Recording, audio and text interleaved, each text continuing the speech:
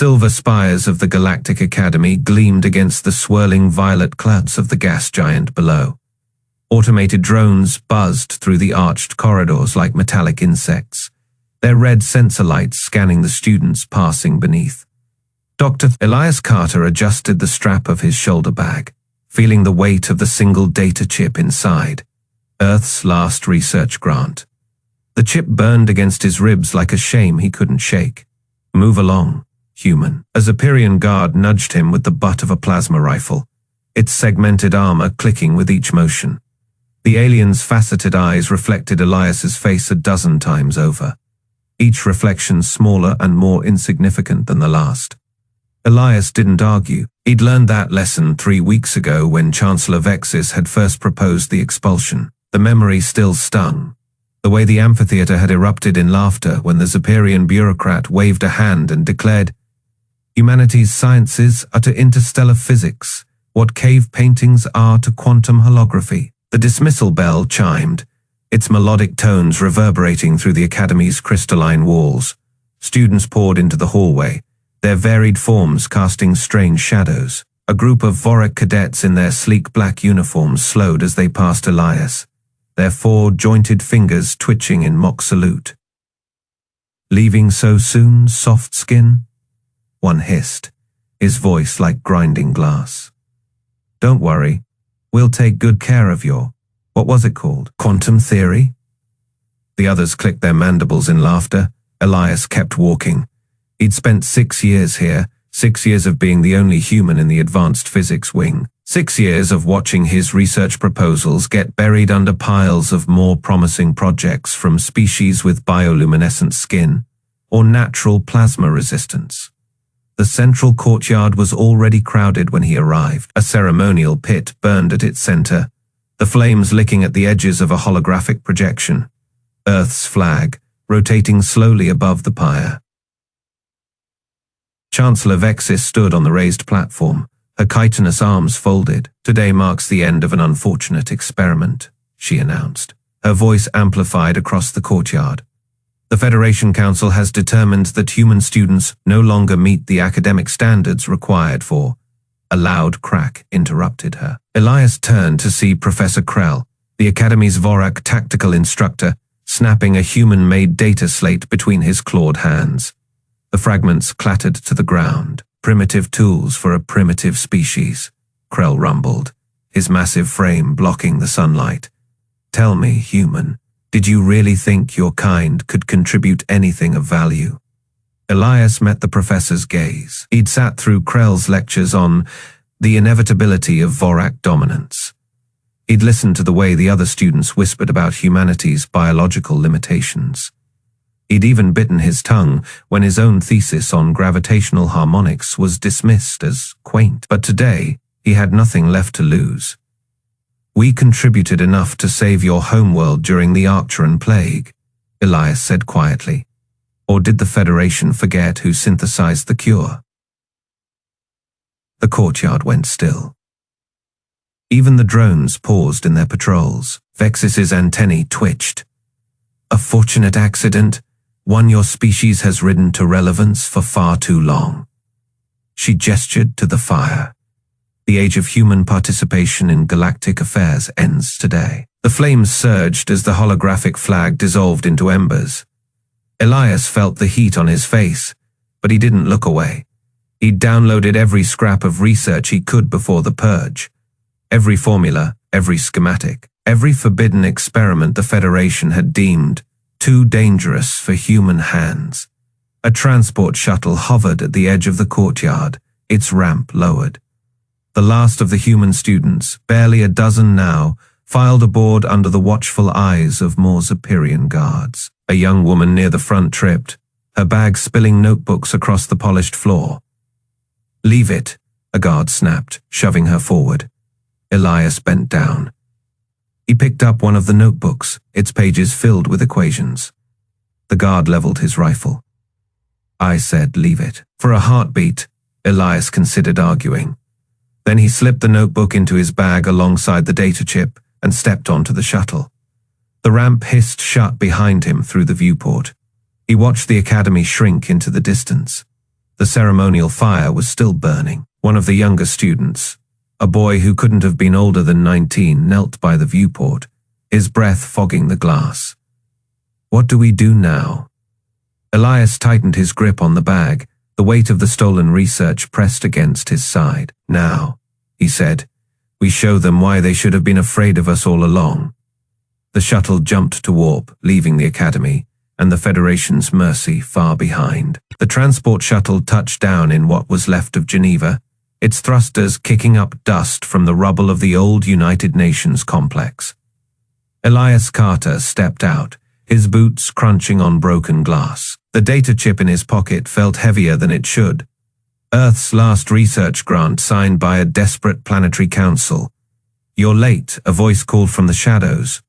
Dr. Lisa Hayes emerged from a half-collapsed bunker entrance, her lab coat streaked with grease. She tossed him a respirator. Put that on. The air's still toxic 3 levels down. Elias followed her through the ruins, past skeletal remains of skyscrapers. They burned our flag at the academy, he said. Lisa didn't turn around. Yeah, well, we're burning their physics textbooks down here. The elevator shaft was dark, its cables long severed.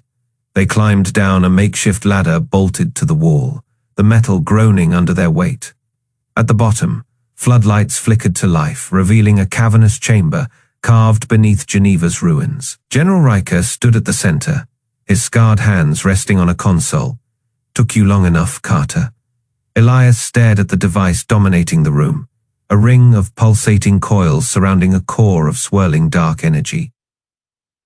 You built it. Lisa smirked. Most of it. Still needs your equations. She tapped a screen, and holograms of Federation warships materialized above them. The Zephyrians think their plasma shields are invincible. The Vorak, they think their dreadnoughts can't be touched. Riker grunted. They're about to learn otherwise. Elias stepped closer to the device, his reflection warping in its energy field. Project Icarus. You actually made it work. Not yet, Lisa said. She pulled up a simulation, a Zephyrian cruiser caught in the weapons field. The ship twisted like taffy before vanishing. The math's unstable. We fire this thing, and we might rip a hole in space-time. Riker crossed his arms. Good. Elias turned to him. You don't understand what you're asking. This isn't just a weapon. It's our only shot, Riker finished.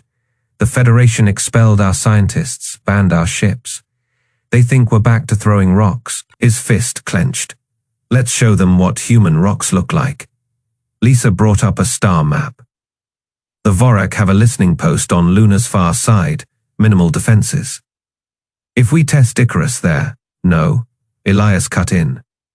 We need something bigger, something they can't ignore. A silence fell. Then Riker grinned. Teresa dead moon in the asteroid belt. No strategic value, just rock and dust. Lisa's fingers flew over the console. Ceres, Faye Federation sensors scan it once a week. If we hit it during the scan cycle, Elias exhaled. They'll see. Riker clapped him on the shoulder. Damn right they will. Deep in the facility, alarms blared as power surged into the Icarus core. The coils hummed, the air vibrating with pent-up energy. Lisa adjusted the targeting array, her hands steady despite the tremors shaking the floor. You sure about this? Elias asked. She didn't look up. They called us primitive. The countdown began. Outside, beneath the ruins of a dead city, the ground trembled. Somewhere above, Federation satellites turned their unblinking eyes toward Earth, watching, waiting. They wouldn't have to wait long. The Federation Senate Hall hummed with laughter. 1,000 alien voices echoed under the shimmering dome, their amusement bouncing off the crystalline walls. Ambassador Droth of Arcturus adjusted his ceremonial robes, his 4-fingered hands smoothing the fabric as he stepped onto the central dais. The holographic projectors flared to life, bathing the chamber in blue light. Honored delegates, Droth announced, his voice amplified across the amphitheater. Today we celebrate the wisdom of the Council's decision. The massive screen behind him flickered, showing footage of human colonies, crumbling domes on Mars, abandoned outposts on Titan. Behold the mighty Terran Empire. The chamber erupted in clicking mandibles and fluttering wing scales. Admiral Zell of the Vorak Dominion leaned forward in his command throne, his armored plates shifting with amusement. They couldn't even defend Mars, he boomed, his voice like grinding stone. What threat are they? A Zephyrian diplomat raised a tentacle. Their scientists claimed they'd cracked quantum entanglement last cycle. Should we? Primitive parlor tricks. Zell interrupted. The hologram switched to show human students being escorted from the Galactic Academy. Their heads bowed. Look at them, soft-skinned, slow. No claws, no venom, not even basic bioluminescence. He gestured at the image of Dr. Elias Carter being stripped of his research badge. Their greatest mind couldn't even calculate warp trajectories without a machine. Droth activated another clip, Earth's flag burning in the Academy's plasma pit. The flames reflected in 100 alien eyes. Let this be a lesson to all aspiring species, he declared. The Federation tolerates no delusions of grandeur. In the VIP gallery, Professor Krell adjusted his data visor. The Vorak tactician had personally failed 3 human cadets last semester. Their military strategies were laughable, he told a nearby reporter drone. Linear thinking, predictable formations. When we simulated the siege of Proxima, their entire fleet charged straight into a minefield. The reporter drone bobbed eagerly, and their famous never surrender ethos. Krell's armored shoulders shook with laughter. Bravery without intelligence is just suicide. The humans never understood that. A new hologram appeared, a live feed from Earth. Scrappy human ships patrolled their home system, their engines sputtering compared to Vorak destroyers. Zell pointed at the screen. Look at that. Their so-called Defiance-class vessels can barely reach half-light speed. One volley from my flagship would turn them to scrap. The chamber's laughter grew louder. A Ceralian diplomat pulsed with amusement, her bioluminescent patterns flashing bright pink. Perhaps we should send them aid, she mocked. Some proper armor, a working hyperdrive? No need, Zell said, rising from his throne. The hologram zoomed in on Earth, blue, vulnerable, undefended. By this time next cycle, their entire species will learn their place. He activated his comlink. Broadcast this session galaxy-wide. Let every world see what happens to those who overreach. Droth bowed deeply. As you command, Admiral. He gestured to the technicians, and the Senate's laughter began transmitting across 1,000 star systems. The feed showed close-ups of human technology, their clunky fusion reactors, their laughable plasma rifles, their pathetic attempts at shield generators. In a private booth, Chancellor Vexis watched silently. The Zephyrian bureaucrat had signed the expulsion orders himself. They brought this upon themselves, he murmured to his aide. No species so weak should dare walk among the stars. The aide's antennae twitched, and their research, the quantum studies. Vexis waved a dismissive hand. Theoretical nonsense. Even if they somehow built something functional, what could it do? Scratch our paint. He leaned back as the hologram showed a human child crying over the burnt flag. This broadcast will crush their spirit completely. By the time Zell's fleet arrives, they'll surrender without a fight. The laughter reached a crescendo as the feed switched to a highlight reel of human military failures. The disastrous Battle of Ceres, the retreat from Alpha Centauri, the infamous charge of the Light Brigade, where 12 human ships flew straight into a Vorak ambush. Krell narrated the footage like a sports commentator. And here we see their admiral ordering a full retreat. Oh wait, no, he is actually trying to ram the lead destroyer. Marvelous strategy. Zell's armored fists clenched in delight. This is why we banned them from the Centauri exercises. They'd have gotten themselves killed in the first 5 minutes. The chamber roared approval. Droth raised his hands for silence. Let us vote, he announced.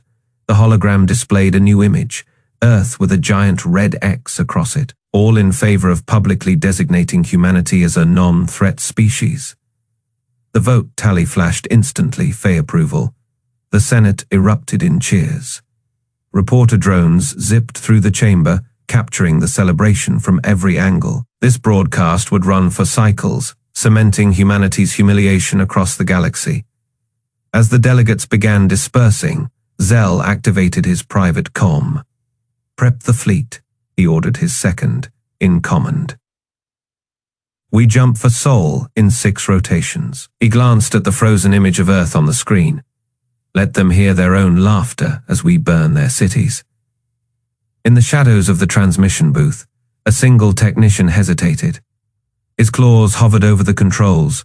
The human expulsion had seemed justified at the time. But this, broadcasting their shame galaxy, wide he thought of Dr. Carter's face as they took his research. There'd been no fear in those eyes. Only cold, quiet fury. The technician shivered. For the first time in his career, he wondered if the Federation had made a mistake. The barren moon, designated HFY, hung silently in the void, its cratered surface pockmarked by centuries of meteor impacts. No atmosphere, no life, just cold, dead rock, the perfect testing ground. Elias Carter adjusted his headset, the neural interface prickling at his temples. Sweat beaded on his forehead despite the climate-controlled environment of the USN Defiance's observation deck. Behind him, Lisa Hayes muttered equations under her breath, her fingers dancing across a holographic keyboard. The Icarus core hummed in the center of the room, a sphere of swirling blue energy contained within a lattice of reinforced titanium. "Final diagnostics complete," Lisa announced. Her voice was steady, but Elias saw the way her hands trembled. "Core stability at Faye. That is as good as it is going to get." General Riker's hologram flickered to life beside them, his grizzled face set in a scowl. "You sure about this, Doc? We're talking about tearing a hole in reality, not exactly a firecracker." Elias exhaled. "The math checks out. The Federation thinks we're still throwing rocks at each other. Let's show them what we've been building in the dark." On the view screen, the moon loomed large. A single Vorak scout ship orbited lazily on the far side, a routine patrol. According to intercepted transmissions, Elias smirked. They'd chosen this moon for a reason. "Initiate sequence," he ordered. The Defiance's crew sprang into action.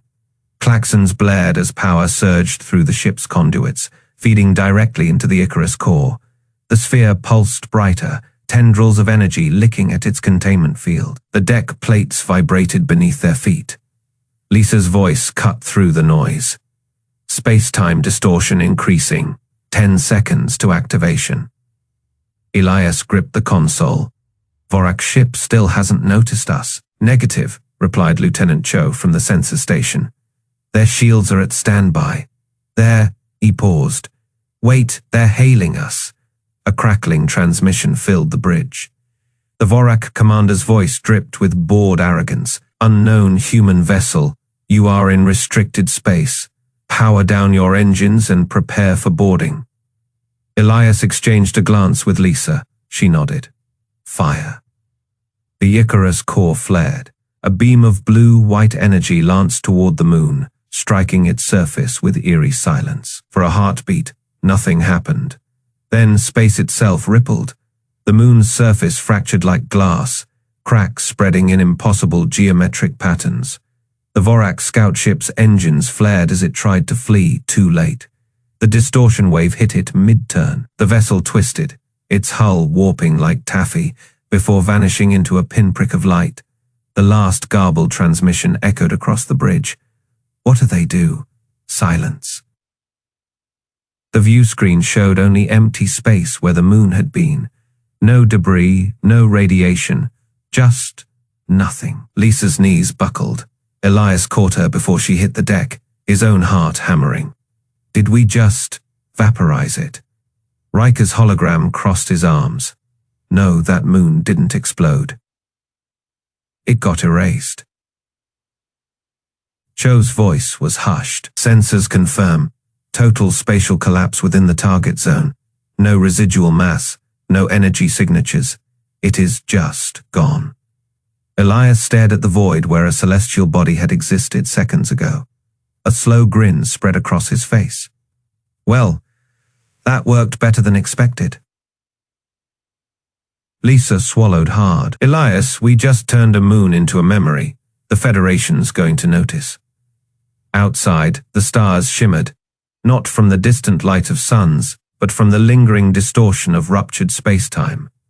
The weapon had worked too well. The sky over Earth turned black. Not with clouds, not with night, with ships. 300 Vorak dreadnoughts slid into orbit, their hulls gleaming like obsidian knives. Plasma cannons glowed red along their flanks, charging for the first volley. Admiral Zell's flagship, the Eternal Conquest, hung at the center of the formation, its bridge lit by the pale blue light of Earth below. On the surface, cities locked down, streets emptied. Every human eye turned upward. Zell's face appeared on every screen across the planet, his chitinous jaw clicking, his 4 eyes narrowed to slits. "People of Earth," he hissed, the translation software flattening his voice into something cold and mechanical. "Your defiance ends now. Surrender your so-called scientists. Dismantle your pathetic weapon, or watch your world burn." In the buried Geneva facility, Lisa Hayes clenched her fists. The holographic display showed the fleet's positions, the targeting solutions, the countdown to orbital bombardment, 12 minutes. "They're not even bothering with troops," General Riker growled, his scarred face lit by the flickering data streams. "Just straight to glassing the planet, typical Vorak efficiency." Elias Carter didn't look up from the Icarus core.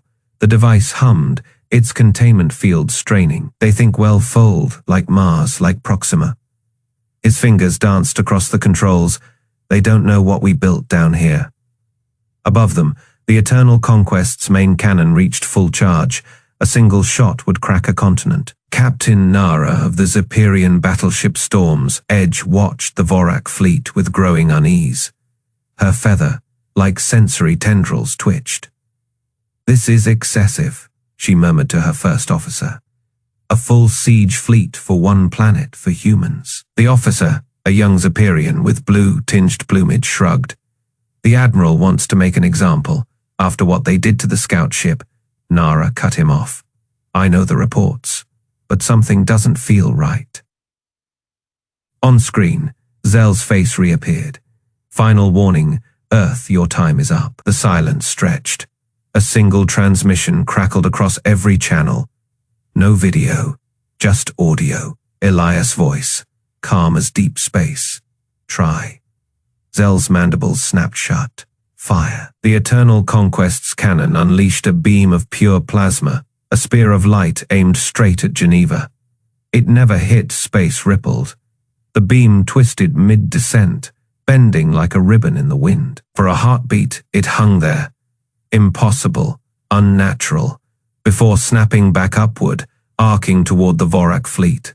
The Storm's Edge's collision alarms screamed. Nara barely had time to shout, "Evade," before the redirected blast struck a Vorak destroyer. The ship detonated in a silent flash, its debris scattering into the formation. Chaos erupted. Vorak ships scrambled, their perfect formation breaking apart. Zell's voice roared over the comms. "What was that? Track the source, below." In Geneva, Lisa exhaled. "Phase 1 worked?" Riker grinned. "They're pissed." Elias adjusted the Icarus controls. "Now they're scared." On the Eternal Conquest, Zell's tactical officer stared at the scans. "Admiral, the energy readings from the surface. They're not possible. Our systems can't even..." Zell backhanded him across the mandibles. "Silence. All ships target that facility. Full barrage. 200 plasma cannons charged." The sky burned red. Lisa watched the incoming fire on the hologram. "Elias, now would be good."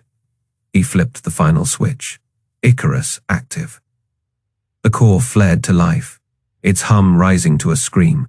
The air around it warped, light bending like water. Above Earth, space itself fractured. The Vorak barrage hit the distortion field and shattered. Beams of plasma twisted, spiraled, collided with each other in mid-air. Ships caught in the backwash erupted like fireworks. The Storm's Edge barely rolled clear, Nara's feathers standing on end as the shockwave rattled her hull. Zell's flagship lurched. "Report," he bellowed. The sensor officer's voice shook. "Admiral, their weapon. It's not just deflecting fire. It's—" The Eternal Conquest's hull groaned. Metal screamed. The ship's starboard wing folded inward, crumpling like paper in an invisible fist. Alarms wailed as atmosphere vented into the void.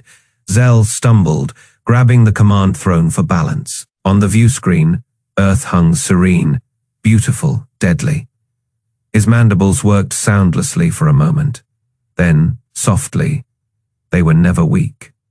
The Eternal Conquest's core breached. The last thing Zell heard was the Icarus core's scream, and Elias Carter's voice whispering across the void, "Welcome to humanity's classroom." The bridge of the US and Atlantica hummed with restrained energy. Every screen showed the same horrifying sight, 300 Vorak dreadnoughts forming a perfect kill sphere around Earth. Their plasma cannons glowed like angry suns, charging for the first volley. Admiral Zell's face dominated the main display, his chitinous plates flexing in triumph. Lisa Hayes' fingers danced across the Icarus core's control panel. The device pulsed erratically, its containment field flickering. "We're at face stability," she reported, voice tight. "One wrong calculation, and we rip space-time apart." General Riker stood like a statue beside her, his scarred hands clasped behind his back. "Do it." Elias Carter wiped sweat from his brow. The equations scrolling past his terminal made his stomach lurch. "Lisa, the harmonics are— I see them." She overrode 3 safeties in rapid succession. "We don't have time for perfect outside." The Vorak flagship unleashed its first barrage. A dozen plasma lances streaked toward the Atlantica. The ship's shields flared crimson, buckling under the impact. Alarms shrieked as deck plating tore loose. "Direct hit on decks 7 through 9, shouted a crewman. Riker didn't flinch. "Fire Icarus." Lisa slammed her palm onto the activation rune. For a heartbeat, nothing happened. Then space screamed. The Icarus core detonated with a soundless flash. Reality itself twisted. The Vorak fleet stretched like taffy, their perfect formation warping into impossible shapes. Admiral Zell's hologram fragmented into static, his mandibles still moving in silent command. "Oh God," whispered Elias. The view screen showed the flagship's bow curling inward, metal flowing like liquid. A singularity bloomed at its heart, swallowing the kilometer-long warship in seconds. Captain Nara's Superior battleship veered wildly, its engines flaring. "What is this?" Her voice crackled over comms. Some kind of— The transmission cut off as her ship folded in half, its hull crumpling like paper. Lisa watched the destruction with clinical detachment. Harmonic resonance is spreading. They can't outrun it. Riker bared his teeth. Good. Across the battlefield, Vorak ships imploded one by one. Some spiraled into the newborn black holes. Others simply unraveled, their atoms scattered across dimensions. A dreadnought's reactor went critical, its explosion frozen in mid-detonation, then sucked backward into the anomaly. The Atlantica shuddered as the Icarus field expanded. "Containment breach in 30 seconds, Elias yelled. Lisa stabbed at the shutdown sequence. Come on, come on. With a final gut-wrenching lurch, the device powered down. The singularities winked out. The remaining Vorak ships hung motionless. Their weapons, dark. Silence. Then Admiral Zell's flagship, what was left of it, transmitted one final signal. The Vorak's carapace was cracked, green blood oozing from his joints. His voice was raw. They were never weak. His compound eyes dimmed. We were blind. The transmission cut off as his ship collapsed into nothingness. Riker exhaled slowly. That's one lesson learned. Elias slumped into his chair, hands shaking. We just killed 300 ships. Lisa powered down the Icarus core, her face unreadable. No, we killed 300 warships. She turned to the view screen, where the remnants of the Vorak fleet drifted helplessly, the galaxies about to learn the difference. On Earth, billions watched the battle's aftermath. In the Galactic Academy's Senate Hall, Chancellor Vexis clutched her podium, her frills pale with shock.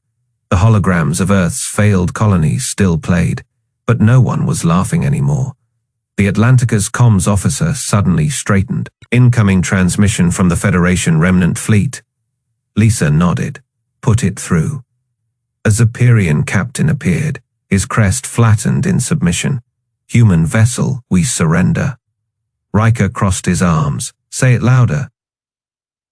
The alien swallowed. The Galactic Federation surrenders. Elias leaned forward, tapping a command. Every surviving ship, every colony, every Academy screen received his 3-word reply. Study us now. The Galactic Academy's Great Hall had never known silence like this. The curved walls, usually buzzing with 100 different languages, stood frozen as holograms of Earth's final battle played on loop. Chancellor Vexis's 4 hands trembled against the podium, his Zephyrian scales dull grey with shock. The footage showed Admiral Zell's flagship twisting inward like paper in a fire, space itself screaming as it collapsed into nothingness. A young Cerealian student floated forward, her orb like eyes reflecting the destruction. They made a black hole. Her telepathic voice trembled across the chamber. With math. Vexis couldn't answer. His mandibles clicked uselessly as the hologram shifted to Earth's final transmission. Dr. Elias Carter's face filling the screen, his smile calm as a surgeon's. You wanted to see human weakness, he'd said. Here it is. The feed had cut to the USN Atlantica, its Icarus core pulsing like a dying star before the entire Vorak fleet folded into oblivion. Professor Krell, once the Academy's most vocal critic of human tactics, stood abruptly.